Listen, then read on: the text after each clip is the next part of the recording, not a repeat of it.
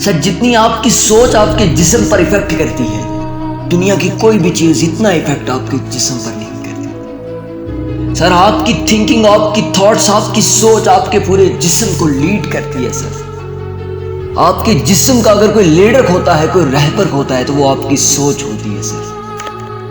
آپ کی سوچ آپ کے پورے جسم کو ایک نظام بنا کر رکھتی ہے، آپ کو ایک جسم کو پورا ایک سسٹم دیتی ہے، اور اس سسٹم کے مطابق آپ کا جسم حرکت کرتا ہے سر۔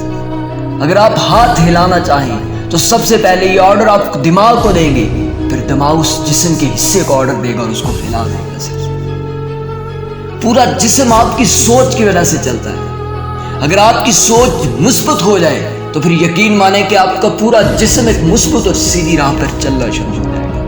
لیکن اگر آپ کا جسم غلط راہ پر چل رہا ہے تو یقین مانیے اگر اس میں کوئی غلطی ہے تو بس آپ کی سوچ میں غلطی ہے، اگر کوئی فالٹ ہے تو وہ آپ کی سوچ میں ہے سر۔ یاد رکھیے گا کہ آپ جتنا بیماری کے بارے میں گفتگو کرتے چلے جائیں گے نا، تو در حقیقت آپ بیماری کو طاقت دیتے چلے جائیں گے۔ اب جس چیز پر جتنا وقت لگاتے چلے جائیں گے، اتنا ہی اس چیز میں ایکسپرٹ بنتے چلے جائیں گے۔ پھر اگر آپ نے بیماری پر گفتگو کرنا شروع کر دی تو پھر آپ کے مشاہدات جو بیماری کے بارے میں ہیں، پھر وہ طاقت پکڑتے پکڑتے پکڑتے بیماری کو طاقتور کر دیں گے سر۔ اس لیے اپنی سوچ کو صحیح سمت پر چلائیں۔ کہتے ہیں کہ کہہ کہا انسان کی بیماری کو ختم کرتا ہے اور خوشیوں کو اپنی جانب کشش کرتا ہے سر۔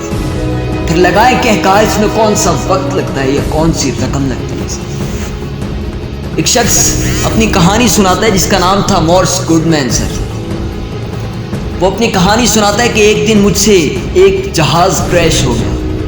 وہ کہتا ہے جہاز کے کریش ہونے کے بعد میں خود کو ایک ہاسپٹل میں دیکھتا ہوں، اور ڈاکٹرز کے منہ سے یہ الفاظ سنتا ہوں کہ اس کی زندگی اجیرن بن چکی ہے، اس کا جسم تو زندہ ہوگا لیکن اس کی سوچ، اس کا دماغ، اس کا سب کچھ مر چکا ہے، یہ پیرالائز ہو چکا ہے۔ جب یہ الفاظ سنتا ہوں تو ڈاکٹر کہتا ہے کہ یہ سانس بھی اپنی طاقت سے نہیں لے سکتا، سانس بھی اس کے بس میں نہیں رہی، سانس بھی ایک مصنوعی آلے کی مدد سے لی جا رہی ہے سر۔ اس کے جسم کی کوئی بھی چیز اب اس کے ہاتھ میں نہیں ہے سر، کسی بھی چیز کا کنٹرول اس کے ہاتھ میں نہیں ہے۔ لیکن وہ یہ جانتا تھا کہ میرا پورا جسم، میں مانتا ہوں میرے کنٹرول میں نہیں رہا، لیکن یاد رکھیے گا کہ میری سوچ اس وقت بھی میرے کنٹرول میں ہے سر۔ یاد رکھیے گا کہ آپ کا پورا جسم معذور ہو سکتا ہے، لیکن اگر آپ کی سوچ معذور نہیں ہے تو آپ پورے جسم پر راج کر سکتے ہیں سر۔